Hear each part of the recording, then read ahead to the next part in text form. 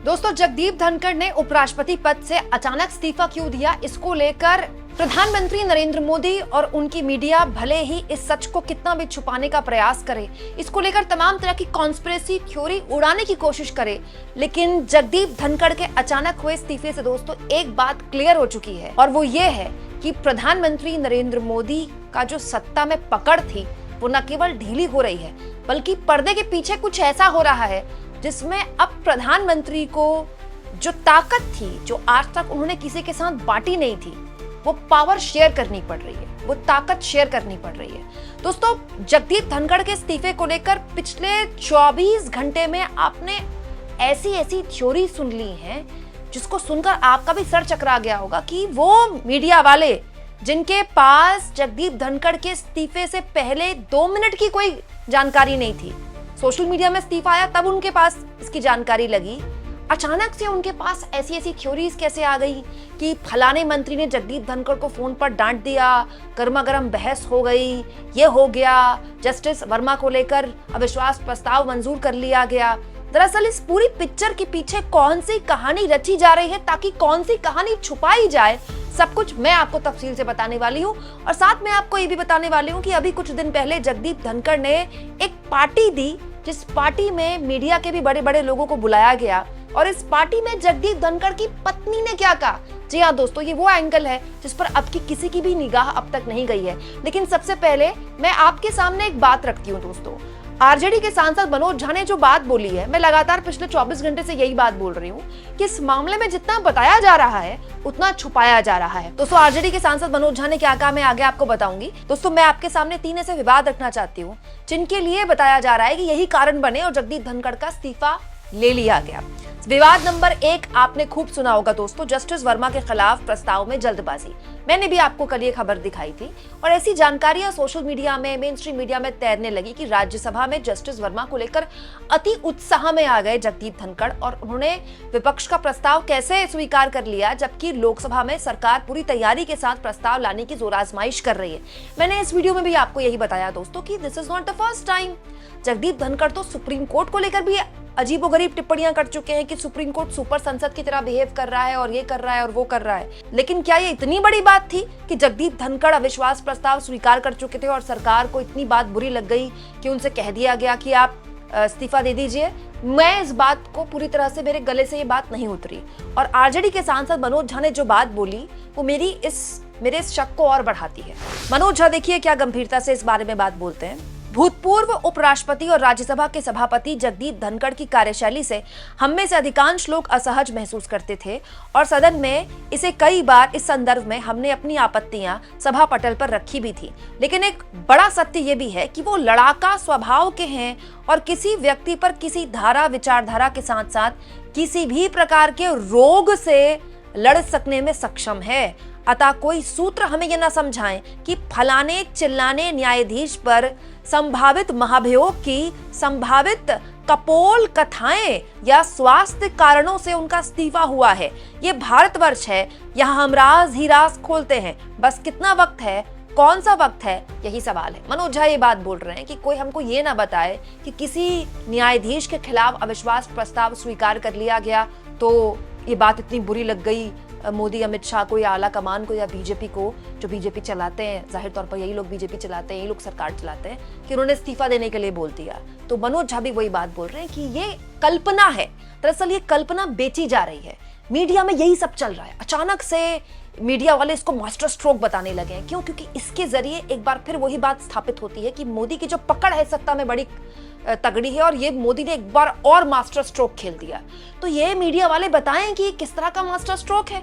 जगदीप धनखड़ तो मोदी के लाए हुए हैं। जगदीप धनखड़ कोई आरएसएस के बैकग्राउंड से तो नहीं थे दोस्तों, लोकदल में रहे, फिर कांग्रेस पार्टी में रहे, 2003 से वो बीजेपी में थे, फिर उनको राज्यपाल पश्चिम बंगाल का तो मोदी ने बनाया, उपराष्ट्रपति भी जगदीप धनखड़ को मोदी ने बनाया।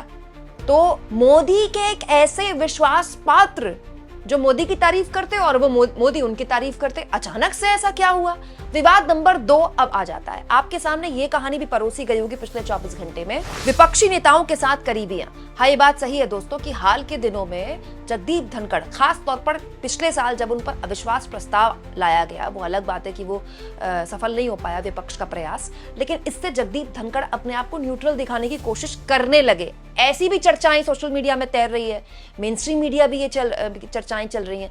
इसको लेकर मेरे पास भी कुछ जानकारियां हैं दोस्तों। जगदीप धनखड़ इस बीच कुछ बैठकें कर रहे थे विपक्षी नेताओं के बीच, और विपक्षी नेताओं के साथ एक बैठक में तो जगदीप धनखड़ बड़ी अपनी व्यथा दिखाने लगे कि उनकी कोई सुन नहीं रहा है और डेमोक्रेसी खतरे में है। ऐसी खबरें भी आई कल, बहुत से पत्रकारों ने, रोहिणी सिंह जैसे पत्रकारों ने लिखा कि भाई विपक्ष के साथ एक मीटिंग में जगदीप धनखड़ ने ये तक कह दिया विपक्षी नेताओं को कि आप एनडीए के सहयोगियों से कहें कि इस सरकार को अस्थिर करने की बात कर रहे थे जगदीप धनखड़। लेकिन खबर ये भी चल रही है दोस्तों कि एक कार्यक्रम में कुछ दिन पहले, हालांकि अभी कुछ दिनों से तो मोदी और धनखड़ की बातचीत बिल्कुल नहीं हुई है, कुछ दिन पहले सूत्र मुझे बताते हैं कि एक कार्यक्रम में मोदी ने इशारों में धनखड़ को इस बारे में चेताया था कि आजकल तो बहुत मीटिंग्स हो रही हैं, शब्द हो सकते हैं कुछ और हो, लेकिन ऐसा कुछ बोला गया था। दोस्तों, जगदीप धनखड़ फाइटर किस्म के इंसान नहीं है कि मैं उसूलों पे आंच आए तो लड़ना जरूरी है, वो वाला मामला नहीं है उनका। Jagdeep Dhankhar is not Satyapal Malik. जगदीप धनखड़ ने अपने पद में रहकर जिस तरह की मर्यादाएं तोड़ी है, मुझे आपको बताने की जरूरत नहीं है। मोदी को गांधी तक बता दिया, गांधी से महान बता दिया जगदीप धनखड़ ने। तो जगदीप धनखड़, ऐसा नहीं है कि मोदी ने ऐसी कोई बात बोली हो कि जगदीप धनखड़ ने उनको पलटकर जवाब दे दिया होगा कि मैं उपराष्ट्रपति हूं, आप मुझसे ऐसे बात नहीं कर सकते। तो ये एक वजह हो सकती है, लेकिन दोस्तों उपराष्ट्रपति का जो पद होता है उसमें विपक्षी नेताओं के साथ मिलना लाजमी है, विपक्षी नेताओं के साथ मुलाकात होती है। हाँ, ये बात चर्चा में चल रही है कि अचानक से एक बड़े मंत्री आलाकमान के पास पहुंच गए जगदीप धनखड़ की शिकायत करने के लिए कि वो तो फलाने लोगों के साथ मिलकर ऐसी बात कर रहे हैं। तो दोस्तों, ये भी आलाकमान के ऊपर सवाल है कि कैसे कैसे लोगों पर आलाकमान विश्वास कर लेता है। जगदीप धनखड़ को यहाँ तक बिठाने वाले तो आलाकमान है कि ऐसे लोगों पर उन्होंने विश्वास कर लिया। विवाद नंबर 3 पर आ जाते हैं दोस्तों। ये विवाद आपने खूब सुना होगा कि अचानक से मंत्री नंबर 2, जो बहुत भारी भरकम मंत्री हैं और कहा जाता है कि नंबर 2 में आते हैं और मोदी के उत्तराधिकारी के तौर पर उनको प्रेजेंट किया जाता है, दिल्ली में सबसे ताकतवर मंत्री है, नाम मुझे बताने की जरूरत नहीं है, आप जानते हैं।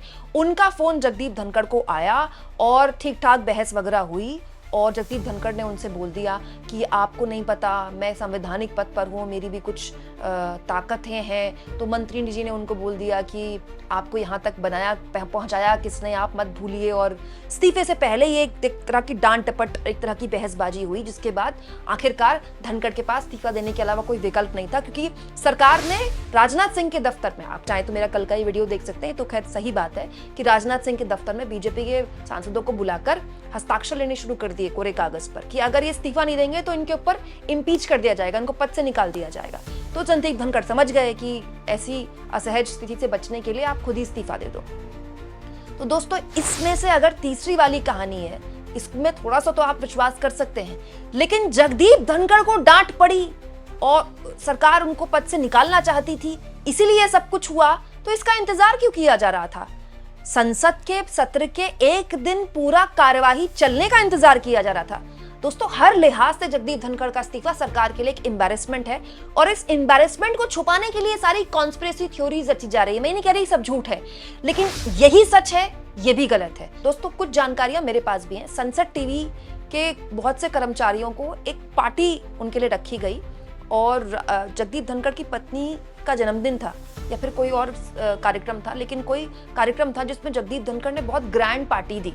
उसमें बहुत से लोगों को बुलाया गया और जगदीप धनखड़ बहुत मीडिया फ्रेंडली हैं। जब वो पश्चिम बंगाल के राज्यपाल थे तो भी बड़े मीडिया फ्रेंडली थे, दिल्ली के पत्रकारों का बहुत ध्यान रखते हैं जगदीप धनखड़। तो उस पार्टी में जगदीप धनखड़ जिस तरह से लोगों को बुला रहे थे, पत्रकार आ रहे थे और अन्य लोग भी आए, उससे बहुत से पत्रकारों के मन में ये बात आई कि अचानक से इतनी बड़ी पार्टी क्यों, क्या कोई विदाई या कोई फेयरवेल पार्टी तो नहीं है। तो अब उसको लेकर संसद टीवी के कई पत्रकारों में चर्चा भी शुरू हो गई है। चर्चा करने वाले ये भी बताते हैं दोस्तों कि जगदीप धनखड़ की पत्नी, दरअसल ये सारी बातें जाहिर तौर पर घर के अंदर तो डिस्कस होती हैं, जगदीप धनखड़ की पत्नी इस बात को लेकर चिंतित थी और वो जगदीप धनखड़ को लगातार समझा रही थी कि आप शांत रहिएगा, ऐसा कोई फैसला ना लें जिससे कि स्थितियां आगे बिगड़ जाएं। तो इसका मतलब स्थितियां पिछले लंबे वक्त से बिगड़ी हुई थी। ये बात भी जानकारी बिल्कुल सही है कि जगदीप धनखड़ और मोदी के बीच में कोई बातचीत नहीं है। लेकिन एक्चुअली में कहानी ये है दोस्तों कि ये पूरा का पूरा खेल कहीं और से रचा जा रहा है। क्या आपने एक चीज नोटिस की? पिछले 24 घंटे में आरएसएस ऐसा चुप है जैसे कुछ हुआ ही नहीं। दोस्तों, देश के उपराष्ट्रपति संवैधानिक तौर पर दूसरे सबसे इंपॉर्टेंट पद में आते हैं। राष्ट्रपति के बाद तो उपराष्ट्रपति हैं। किसी भी कार्यक्रम में पहले मोदी को पहुंचना होता है, यानी कि पीएम को पहुंचना होता है, उसके बाद उपराष्ट्रपति पहुंचते हैं। मोदी यानी कि पीएम उनकी आगवानी करते हैं। देश के उपराष्ट्रपति इतने बड़े संवैधानिक पद पर बैठे शख्स का अचानक इस्तीफा हो जाता है। स्वास्थ्य कारणों से इस्तीफा हो जाता है तब जब वो शाम तक बैठकें ले रहे हैं, अगले दिन के लिए बैठकें प्रस्तावित कर रहे हैं, और इसको भी मास्टर स्ट्रोक बताया जाता है। ये सामान्य घटना नहीं है और आरएसएस इस पर चुप है। मैसेज साफ है दोस्तों, अब जो भी उपराष्ट्रपति बनेगा वो आरएसएस की नजर का आदमी बनेगा। जो भी बीजेपी का अध्यक्ष बनेगा वो भी आरएसएस के क्लोज ही इंसान बनेगा। जो भी अभी कैबिनेट रिशफल होना है, कैबिनेट में बड़े मंत्रालय ऐड, कई मंत्रियों की छुट्टी भी हो सकती है, वो भी आरएसएस के दखल के बिना नहीं होगा।